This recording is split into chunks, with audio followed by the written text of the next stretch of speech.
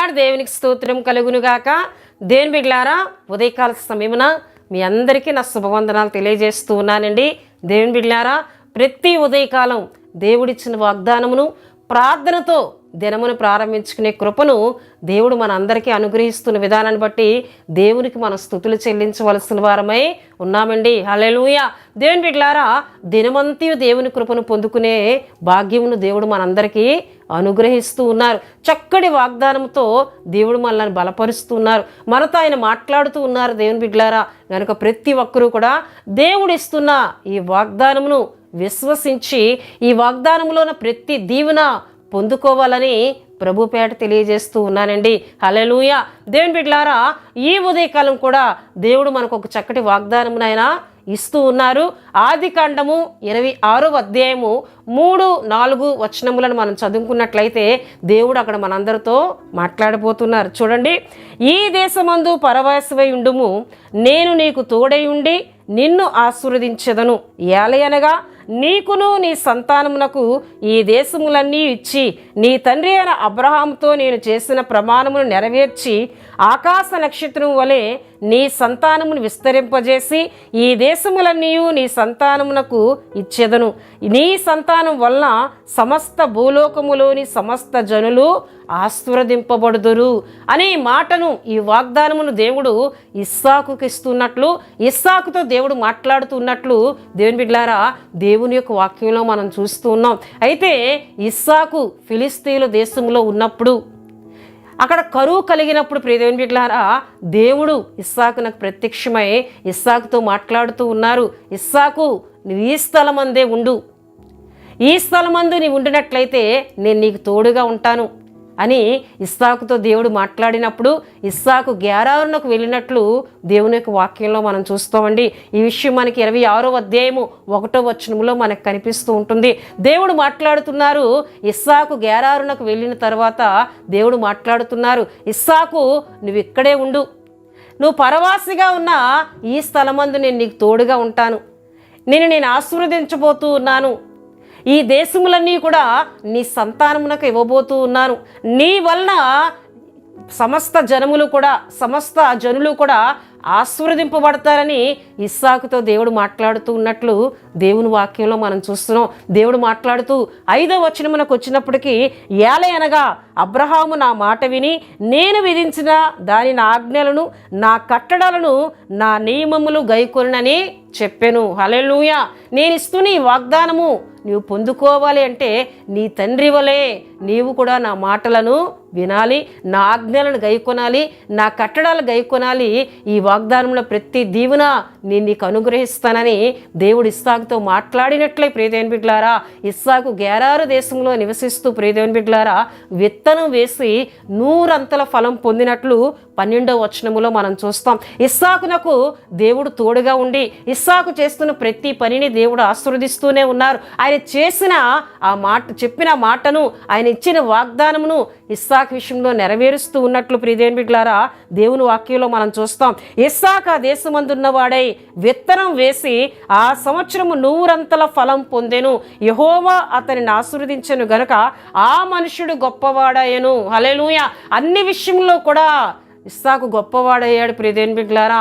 ఇస్సాకును దేవుడు ఆశీర్వదిస్తూ ఉన్నప్పుడు, ఇస్సాకును దేవుడు దీవిస్తూ ఉన్నప్పుడు, ఇస్సాకు గొప్పవాడైనప్పుడు ఫిలిస్తీయులు అతని యందు అసూయ పడినట్లు ప్రియదేవుని బిడ్డలారా 15వ వచనములో మనకు కనిపిస్తూ ఉంటుందండి. 14-15 మనం చూసినట్లయితే ఇస్సాకు ఎప్పుడైతే ఫిలిస్తీయుల దేశములో గెరారులో అభివృద్ధి చెందుతూ ఉన్నాడో, గొప్పవాడు అవుతూ ఉన్నాడో ప్రియదేవుని బిడ్డలారా ఫిలిస్తీయులు అసూయ పడుతూ ఉన్నారు. అసూయ పడుతున్న వారు ప్రియదేవుని బిడ్డలారా అబీమెలెకు, అంతేకాకుండా అతని దగ్గర ఉన్న అతని స్నేహితులు, అతని పరివారిని అబీమెలెకు తీసుకొని వచ్చి ఇస్సాకుతో అంటూ ఉన్నాడు, ఇస్సాకు నువ్వు ఇక్కడ ఉండొద్దు, ఎందుకంటే నువ్వు గొప్ప బలము కలిగిన వాడివి, నువ్వు మా దేశమందు ఉండొద్దు, ఇక్కడి నుంచి నీవు వెళ్ళిపోవాలని ఇస్సాకుకు చెప్పినప్పుడు ఇస్సాకు అక్కడి నుండి ప్రియదేవుని బిడ్డలారా గెరారులో ఒక లోయ వద్దకు వెళ్ళి అక్కడ తన నివాసాన్ని ఏర్పరచుకున్నట్లు దేవుని ఒక వాక్యంలో చూస్తున్నాం. ప్రియదేవుని బిడ్డలారా అక్కడ తన నివసిస్తూ తన తండ్రి తవ్వించిన అబ్రహాము తవ్వించిన బావులను తవ్విస్తున్నప్పుడు అవి జలగల ఊటలుగా బయటపడుతున్నప్పుడు గేరారు కాపర్లు ఆ నీళ్లు మావని మరలా ఇస్సాకు యొద్ద నుండి తీసుకున్నారు. 2 మార్లు ప్రియ దేవుని బిడ్డలారా. 3వ మారు మరలా ఇస్సాకు బావులను తవ్వించినప్పుడు ఆ నీళ్లు ఇస్సాకు సొంతమైనట్లు దేవుని బిడ్డలారా ఇక్కడ వాక్యములు చదివితే మనకు కనిపిస్తూ ఉంటాయి. దేవుని బిడ్డలారా, ఇస్సాకు ఎక్కడికి వెళుతూ ఉన్నా తన్ని వెంటాడుతూ, తను వేధిస్తూ, తన దగ్గర సమస్తాన్ని తీసుకుంటూ, తను వెళ్ళగొడుతూ ఉన్న మనుషులే ఎదురవుతూ ఉన్నప్పుడు మరలా దేవుడు మాట్లాడుతున్నారు. 22వ వచనంలో చూస్తే, అతడు అక్కడి నుండి వెళ్ళి మరి ఒక బావి తవ్వించెను, దాని విషయమే వారు జగడం ఆడలేదు గనుక అతడు ఇప్పుడు యెహోవా మనకు ఎడమ కలుగు చేసి ఉన్నాడు గనుక ఈ దేశమందు అభివృద్ధి పొందుదుననుకొని దానికి రెహోబోతు అని పేరు పెట్టెను. అక్కడ నుండి అతడు బెయేర్షెబాకు వెళ్ళెను. ఆ రాత్రి యెహోవా అతని ప్రత్యక్షమై, నేను నీ తండ్రి అయిన అబ్రహాము దేవుడను, నీకు నేను తోడై ఉన్నాను గనుక భయపడకము. హల్లెలూయా.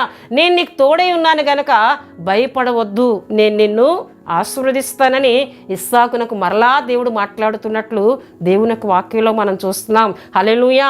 దేవుని బిడ్డలారా, నిజమే, ఇస్సాకు పరదేశిగా ఉన్న దేశంలో దేవుడు ఇస్సాకునకు తోడుగా ఉండి, ఇస్సాకు ఎక్కడికి వెళ్తూ ఉన్నా దేవుడు తన వెంట వస్తూ తనకు తోడుగా ఉంటూ తనను ఆశీర్వదిస్తానని పదే పదే మాట్లాడుతూ ఇస్సాకును బలపరుస్తూ ఉన్నట్లు దేవుని యొక్క వాక్యంలో మనం చూస్తూ ఉన్నామండి.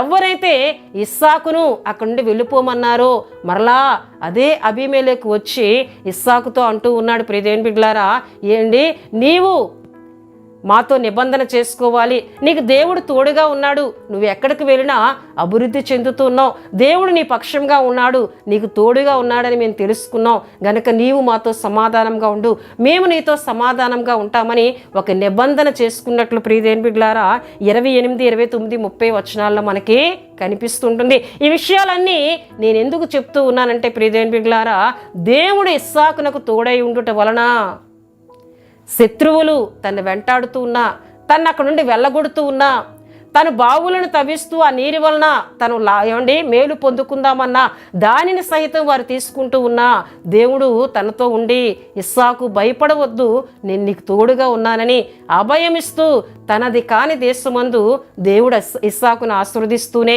అభివృద్ధి పరుస్తూనే, ఆశీర్వదిస్తూనే, తోడుగా ఉంటూనే ఉండినట్లు దేవుని యొక్క వాక్యంలో మనం చూస్తూ ఉన్నామండి. హల్లెలూయా, హల్లెలూయా. దేవుని బిడ్డలారా, మనం ఎక్కడ ఉన్నా దేవుడు మనకు తోడుగా ఉండినట్లయితే ఆయన ఆశీర్వాదం మన వెంట ఉంటుందండి. షద్రకు, మేషకు, అబేద్నెగోలు బబులోను రాజ్యంలో ఉన్న దేవుడు తోడుగా ఉండడాన్ని బట్టి అగ్ని గుండంలో వారిని పడవేసిన అగ్ని వారిని ఏమీ చేయలేకపోయింది. దానియేలు తన పరదేశిగా ఉన్న బబులోను దేశంలో సింహాల బోన్లో వేసినప్పటికీ దేవుడు తనకు తోడుగా ఉండడాన్ని బట్టి ఏమీ కూడా సింహాలు దానియేలును చేయలేకపోయినట్లు మనం చూస్తున్నాం. దేవుడు మనకు తోడుగా ఉండినట్లయితే మనం ఎక్కడికి వెళ్ళినా, ఎక్కడ మనం ఉన్నా, మనకు అసూయ పడేవారు మనకు ఎదురైనా, మనల్ని వెళ్ళగొట్టాలని మన మీద ప్రయత్నాలు చేసేవారు మనకు ఎదురైనా దేవుడు మనకు తోడై ఉండినట్లయితే ఏ పరిస్థితులు కూడా మనల్ని ఏమీ చేయలేవు. ఇస్సాకునకు దేవుడు తోడుగా ఉండి, ఇస్సాకు ఎక్కడికి వెళుతున్నా తనతో పాటు ఆయన ఉంటూ అభివృద్ధిని కలుగజేస్తూ ఆశీర్వాదమును కలుగజేసిన దేవుడు మనతో కూడా ఉంటానంటున్నారు. మనకు తోడుగా ఉండి మన మీద అసూయ పడేవారు ఎదుటనే ఆయన మనల్ని దీవిస్తానంటున్నారు. మనల్ని వెళ్ళగొట్టాలని మనతో శత్రుభావం కలిగిన మనుషులు ఎదుటనే దేవుడు మనల్ని దీవిస్తానని వారే వచ్చి దేవుడు నీకు తోడుగా ఉన్నాడని మనలను బట్టి దేవుని మహిమపరిచే పరిస్థితులను దేవుడు కలుగు చేస్తానని ఈ వాగ్దానం ద్వారా ఆయన మాట్లాడుతూ ఉన్నారు. హల్లెలూయా, హల్లెలూయా. గనుక ప్రియ దేవుని బిడ్డలారా, ఈ వాగ్దానంలో ఉన్న ప్రతి దీవెన, ప్రతి ఆశీర్వాదం మనం పొందుకుందాం. ఇస్సాకునకు తోడై ఉన్న దేవుడు ఉదయకాల సమయంలో నీకును ఆయన తోడుగా ఉంటానంటున్నారు, నీ పక్షముగా ఉండి నేను ఆశీర్వదిస్తానంటున్నారు. కనుక ఈ మాటలను నమ్మి దేవుని ద్వారా దీవించబడదాం. ఆమేన్. దేవుని బిడ్డలారా, మీ అందరి కొరకు నేను ప్రార్థిస్తున్నాను. ప్రతి ఒక్కరు కండ్లు మూసుకొని తల వంచి ప్రార్థనలో ఏకీభించాలని ప్రభు పేట తెలియజేస్తూ ఉన్నానండి. పరిశుద్ధుడా, ప్రేమ కలిగిన తండ్రి, కృప కలిగిన యేసయ్య, మీ ఘనమైన నామమునకు వేలాది వందనములు చెల్లిస్తున్నాను నాయన.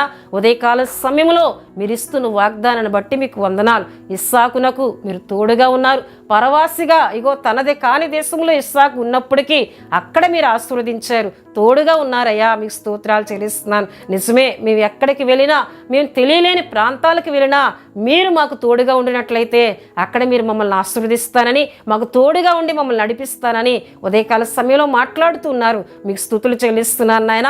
ఈ వాగ్దాన మాటలు విన్నా బిడ్డలందరినీ మీరు దీవించమని ప్రార్థిస్తూ ఉన్నాను. అయ్యా నీకు వందనాలు. దినమంతా కూడా నీ కృప దయచేయండి.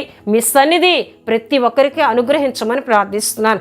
ఎవరైనా బలహీనులుగా ఉండినట్లయితే ప్రభువా, అయ్యా నీ గాయపడిన హస్తము ద్వారా ప్రతి ఒక్కరిని తాకి స్వస్థపరచమని ప్రార్థిస్తున్నాను. ఇగో ఎంతోమంది యవ్వన బిడ్డలు ఎగ్జామ్స్ కొరకు ప్రిపేర్ అవుతున్నారు. ఎగ్జామ్స్ వస్తూ ఉన్నాయి ప్రభువా, ఇగో రాస్తున్న బిడ్డలందరికీ మీ సన్నిధి తోడుగా ఉంచి గొప్ప విజయాన్ని ప్రతి బిడ్డకి దయచేయమని ప్రార్థిస్తున్నాను. దినమంతా కూడా తోడుగా ఉండండి. దుష్టుని క్రియలు ఏ కుటుంబం మీద పనిచేయకుండా వాడి క్రియలన్నీ యేసుక్రీస్తు నామములో లయపరిచి మీ సన్నిధి దినమంతా ఉంచి నడిపించమని యేసు నామములో అడుగుచున్నాం తండ్రి. ఆమేన్. యేసు రక్తమే జయం, ప్రభు యేసు రక్తమే జయం. ప్రభు యేసు రక్తం సంపూర్ణమైనది. అపవాది క్రియలకు అనంత నాశనం కలుగునుగాక. ఆమేన్, ఆమేన్, ఆమేన్. దేవుడు మిమ్ములను మీ కుటుంబములను బహుగా దీవించునుగాక. ఆమేన్.